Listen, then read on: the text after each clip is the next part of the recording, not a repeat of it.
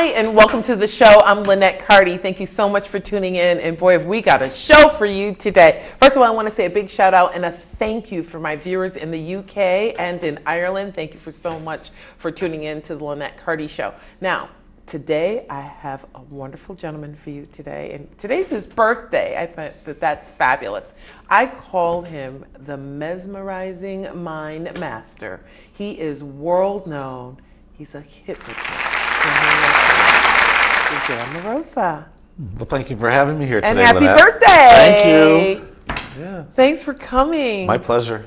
So, first of all, tell people, what is hypnotism? What is it all about? Well, you know, that's a kind of a tough question in some ways. Tough. It's because and how you got into it. Oh, that part's easier. I used to be in a rock and roll band. Okay, I can picture that. Yeah, and amazingly, our band, it was a comedy show band. It's called Coconuts, and we still play about 10 shows a year here in Connecticut. Mm-hmm. But one summer we were in Virginia Beach, and we were there for the whole summer. And one night we had the night off, and there was a hypnotist performing at a club nearby. So we decided to go and watch him. And when I saw him, there was a couple things that happened. The first was I was very skeptical, because he had these people doing things like dancing, these weird dances, and thinking they were speaking Martian and stuff like that. So I didn't believe it, but I was also impressed. Mm-hmm. And I wanted to learn, and I asked him about teaching me, and his answer very flatly, nope, it's a trade secret. So first of all, the first thing is that anybody can learn to be a hypnotist. Anyone can learn to be hypnotized. And then 2 months later, really by serendipity, I was in a town in Connecticut where I was delivering posters, and I happened to pick up a newspaper, and there was an ad that said that a certain therapist was teaching people how to be hypnotists. And I was interested enough, and so I went and I studied with him, and he was from India. This was way back in 1981, and I spent 2 years with him. He was a terrific mentor. And so the bottom line to what hypnosis actually is, it's a way of communicating with the subconscious mind so that we believe what we're told, and it's that belief that changes people's lives, that makes them believe that they're better than they used to think they were. Okay. Yeah. So can you use it to like look in that camera and tell the IRS, don't send any more bills, don't send any more bills? Well, yeah, it's funny because I do a lot of corporate and I do a lot of college shows, and I'll ask people, for example, in a college show, so what are you going to do with your life? What are you studying? Criminal justice. And if I've hypnotized them, I'll do something like, you will never arrest me for any minor traffic violations and stuff. Just a little kidding around. Yes. So the truth is, here's a real point about hypnosis. You can't make anyone do anything against their moral principles. Mm-hmm. So they're always going to be within their own integrity. So I say, oh, nice try. And another thing you can't do, and I want the men to understand this, you can't hypnotize ladies to fall in like or love with you. Okay. If they like you, that's fine. That was my next question. Really? But I am psychic. Did you know that? Yes, a little bit. You must have known I was going there next. Because women want to know, can we put them in a trance? Yeah. Well, no, now women can hypnotize men. That's a different topic. But they do that naturally. So. Okay, all right. So you got started, and when was your first time actually hypnotizing someone, and it worked, and even you were amazed, probably? Well, you know, Dr. Panur was his name, and he said, well, you must practice on the people around you. So at that time, I had a girlfriend who would let me hypnotize her, and the first time that it happened, I was shocked. I was so surprised. I thought, oh my gosh. And it was just little simple things that we were doing together. And so that was really the first time. Mm-hmm. But I was still in the band. And so our band was working maybe 5 or 6 nights a week. We were all over the place. And on break sets, I would ask volunteers from the audience, is there anybody that wants to get hypnotized? And if they'd come to me and say yes, I started doing it in the bars that we were working in, and sometimes it worked, sometimes it didn't. And what really led me to have a career is that in one of the places that we were working at regularly, my band was sort of going separate ways. The other 2 guys had different career choices they wanted to follow. So the owner of this club said to me, so what are you going to do since you don't really like working for a living? And I said, well, yeah, I said, I'm going to be a hypnotist. And he said, great, you'll start in 2 weeks. And I was like, oh no, you don't understand. Maybe in a year. He said, no, you're going to start in 2 weeks. And that was my first break. And I remember the first show vividly, because I've done over 3,000 now all over the world. And I was in Las Vegas last week, and I was teaching new hypnotists about some of the techniques that I use and about some of the things they can expect. And I said to them, the very first show that I did, I had a cheat sheet on the side on a table, and I had a bottle of water. So I'd go over there and I'd read, what's next? What's next? What should I do next? And so that first show went very well, and I don't know that anybody knew, but I knew, I'm going to have to get a lot better at this. But the truth is that when you start to practice or do anything, it's worth doing at whatever level you start at if you have a belief in it. And as you do it more, you get better. Exactly. And so luckily, that was 1986 was my first real show, and I've been doing it ever since. Great. Now we're going to see a video clip here. I want you to speak to it. It's at a local high school. I won't say where. And the children have been hypnotized. So tell us, we see them hot and cold. Oh, yeah. Well, it's interesting. As people watch the video, sometimes they're going to be surprised. They're going to think, that can't be possible. How does this happen? What's even more amazing is that anyone that comes to my show knows that I do an extremely rapid induction. I can hypnotize in a stage situation in a matter of seconds, where sometimes it will take hypnotists 20 minutes to do what I do in a few seconds. It's a technique that I learned starting with my teacher. He gave me a hint about it. He didn't know a whole lot about it, and I pursued it. Well, what people do when they're hypnotized is they believe what they're told. And so if they think it's cold, I have them holding on to each other, and it's kind of neat, because then I'll say sleep, and they end up in each other's arms, and they'll open their eyes and they'll go, oh my God. And they're kind of surprised because they don't remember having just done that routine. Exactly. Yeah. So it's kind of wild. It is wild. The video is great. Oh, yeah, thanks. The video is great. So tell us about hypnotizing in other countries. Is it any different, meaning language, cultures of people? Well, the amazing thing is that really what I do in other countries is it's either for corporations or it's for the military. Okay. I'm a real big supporter of military. Yay! Yeah, got to support our troops. Unbelievable. I hate war, but I love you guys, and thank you so much for protecting us. Amen. Absolutely. To that. It's the truth. And I'll tell you what happened with that. I always tell people never to give up on their dreams and to always show up. It's one of the things I talked about in Las Vegas with these new hypnotists, because I know what they're going to go through. And they're going to have nights where they're going to think, I don't want to be here because I have this feeling, this fear. And I said, folks, show up. It's half of the success right there. 90%, Woody Allen said, just showing up.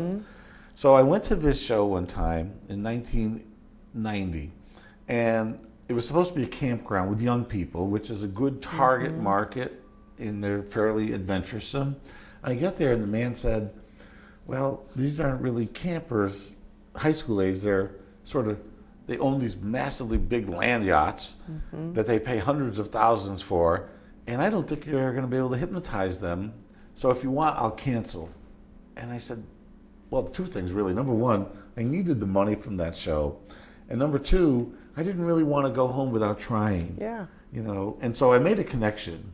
And it worked out really well. And the amazing thing is, after the show, a younger fellow came up to me and he asked, well, how far do you travel? And I said, I've been to California.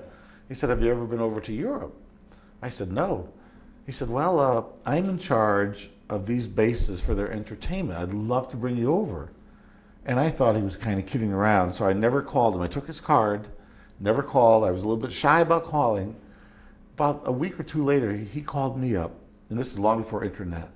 And he said, would you be interested in coming out in Thanksgiving in Italy? And I said, oh my God, where? And he said, Naples. And I thought, yes. And he arranged the whole thing and gave me a great salary, even though I would have gone for free at that time. And so I started in Italy, and I ended up in Spain, and I've done shows in England, and it's mostly military. But speaking of which, about 3 years ago, I got invited. Actually, I invited myself. I volunteered to go out on the USS Nimitz aircraft carrier. Aircraft carrier, yeah. and I did shows for these folks. I did 4 shows, and now about every 6 or 8 months, and I go as a volunteer, and they actually pay my air flight to go to Hawaii, of all places, Pearl Harbor, and then I come back with them on these cruise ships. And the last time there were 3,500 Marines coming back from Afghanistan. Wow. Yeah, and if I could just tell you one kind of interesting story about the military. I know, not to their experience, but I know a little bit about what the sacrifice involves, and I'm telling you, I'm so in support and so proud. But they have a thing called the new dads, and these are the fathers who were serving but never saw their children born. Yeah. You know about this. And A little bit. a little bit, yeah. So when we landed in San Diego, they said, we have this tradition of letting the new dads off first, and they can greet their kids. And we'd like to have you go with them because you volunteered, you came out here. And I said, I can wait. And they said, no, wait several hours. And I said, okay, I'll go. And I did. And so as we're walking down on the dock there, a mother has her little baby girl. Baby girl can walk now. Baby girl's maybe 2.5 years old. And the mother says, go say hello to your daddy. And so she ran right up to her daddy. But it was the wrong man. Aww. She didn't even know her father because it had been so Yeah, long. it's so sad. And they all laughed about it, and I thought to myself, boy, what a sacrifice. Yeah. So that's some of the stuff I like to do. It is. It's nice. All right, Dan, we're going to take a quick break. When we come back, you're going to hear more about Dan and his hypnotism and how it might be able to help you either with weight loss or stopping that awful habit of smoking cigarettes. Stay with us. We'll be right back.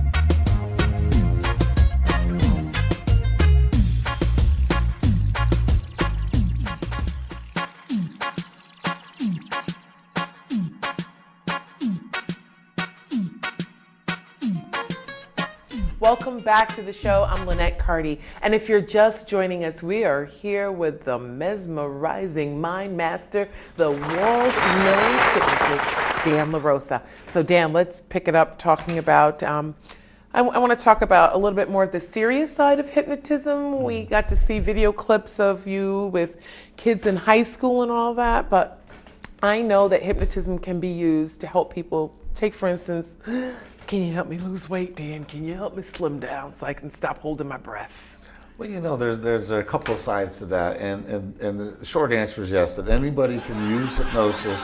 And why does it work? Well, in the middle of any show that I do, when people have done these kind of wild things, I have people thinking they're Madonna or Lady Gaga, or I'll have them dancing or doing things that are pretty interesting. That, speaking to Martians is a favorite little routine.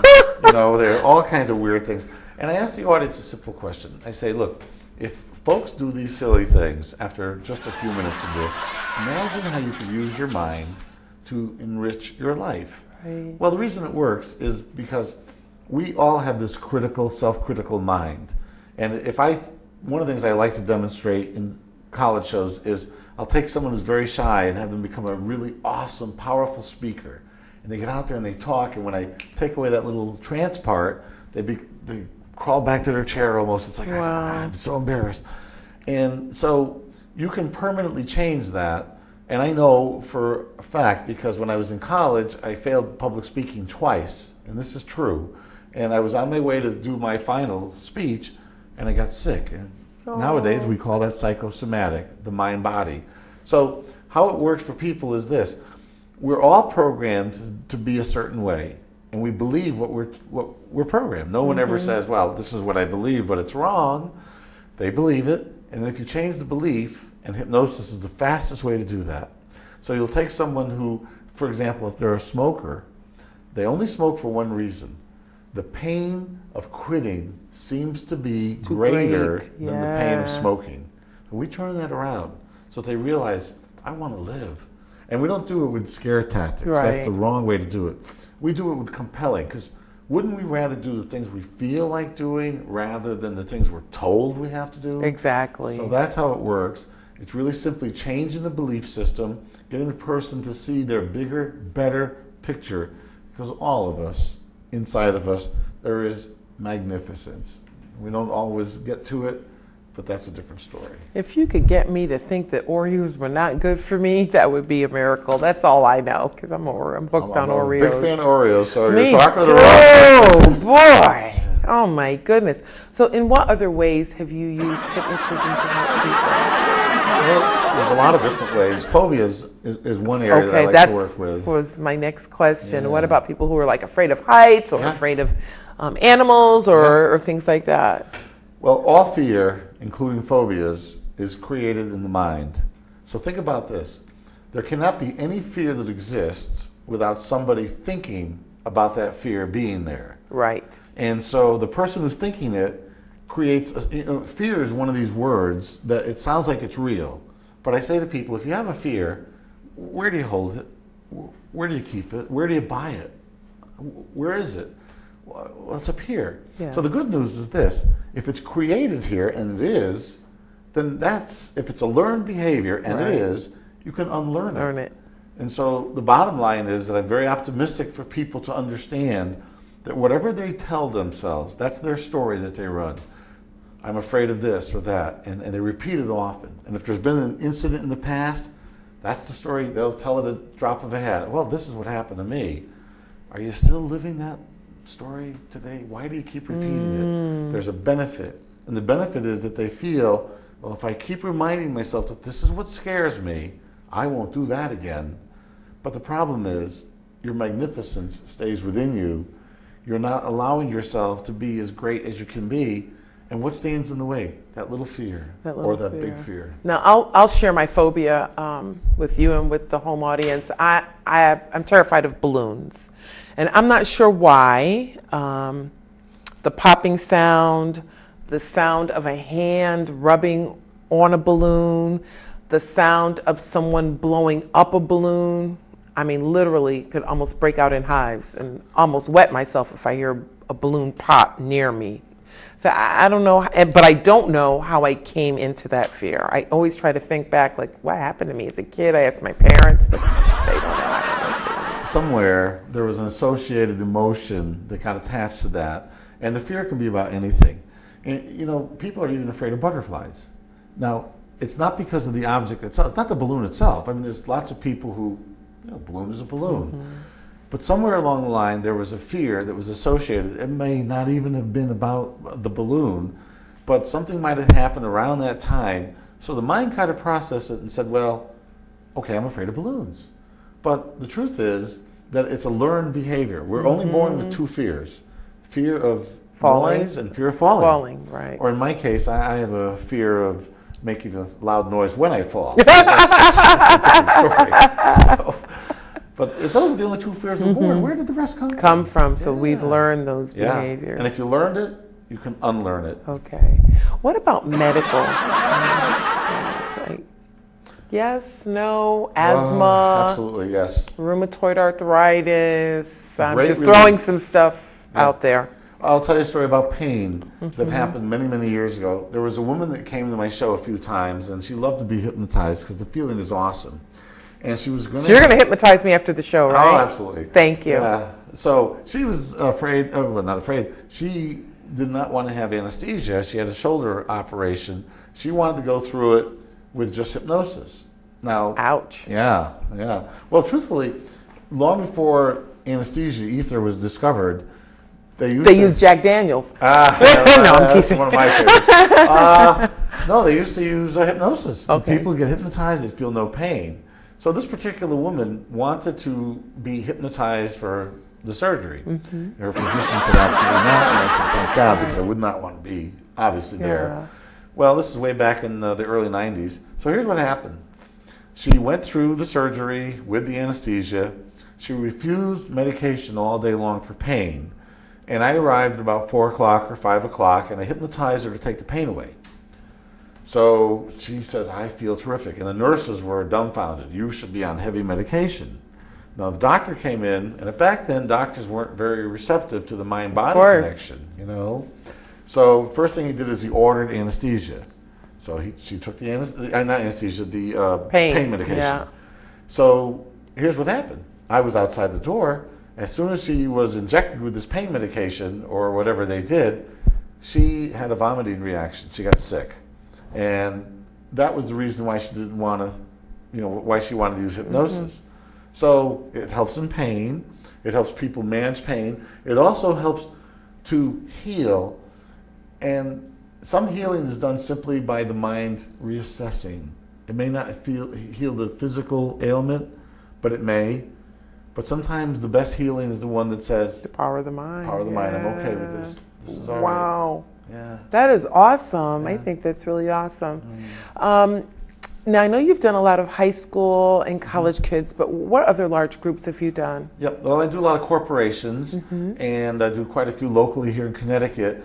But some of the places I've been to that have been pretty exciting, I've been in Cancun a number of times, and in Puerto Rico, and all over every state except for 4 that I've worked in. And most of the time, those are corporations that are having events. And people are highly inebriated. Does that help? Well, they're pretty loose at these places, quite a few of them. So, and does that help or hinder the process? I prefer to work with people who are more sober. Right. But I do a demonstration a lot of times in colleges where people are, let's say they're sober, and I'll say in a moment, I count to 3, your favorite legal drug of choice or your favorite whatever. That's how you're going to feel, but you'll not get silly and you'll not get sick or whatever. And they get this feeling, they start euphoria. And I say, look, you know, it all comes from the mind anyway. Think how much money I could save them in bars. But if they're sober, I like it better. Yes. Okay. But either way, I've done them both. All right, and I know you have something coming up at Mohegan Sun. Tell us about that. And that's one of the largest casinos here on the East Coast. I think both Mohegan Sun and Foxwoods are probably the largest casinos, I think, in the country. In the world. Oh, in the world. Yeah. Wow. And this is my 4th time at Mohegan Sun, and every time I'm there, the crowds get bigger. It's strictly for adults only. Right. And it's August 6th, and tickets, they can simply go to Mohegan Sun or go to Ticketmaster and look up Dan LaRosa. And they're fun. The audiences like them, and lots of people are starting to come back, and they're bringing their friends. They say, you've just got to see it. And the show depends on who's there in the audience, but most of the time, you know, it's a lot of fun. It's a lot of fun. So you pick a few people when you do those things Only as work well? with volunteers. Okay. I let them pick themselves. And when someone is told that they're going to volunteer, they're like, they get what's called inhibition on response. Yeah. But when they choose to come up, and the promise is 4 things, and this works whether it's hypnosis in an office or hypnosis on stage. There's 4 things that happen. Energy level goes up as a result of being hypnotized. Stress level goes down. Yes. Sleep at nighttime becomes deeper, more fulfilling, more relaxing, more restful. And the last part is the best part. Dreams can be made to come true. So I ask my volunteers not to tell me their dream, but to think of something they want to change. And if stop smoking is their dream, that's an easy one to do. And whatever it is, I don't ask them. But I ask them to get a picture of the success. What would it look like for you when this dream comes true? And then I attach what's called anchoring a feeling to that. And I do a couple more things. It takes less than 2 minutes. And they oftentimes will come back and say, that one little session on stage, this is what happened. I've lost weight, or I feel more confident, or I've quit smoking, whatever it is. And it's one of the happy things that I like to try to do. That's awesome. Yeah. Thank you so much, Dan. Yeah. Dan LaRosa, thank you so much for being here. Really appreciate it. And stick around because I know you're going to zap me right after we're done, right? A very special thanks to my crew. Thank you, Lauren, Valerie, Marcus, Armando, and a special thanks to my director, Naisha McCauley. And thank you at home for watching. I love you more than I love Cook Feud. And we'll see you on the next Linnet Carty Show.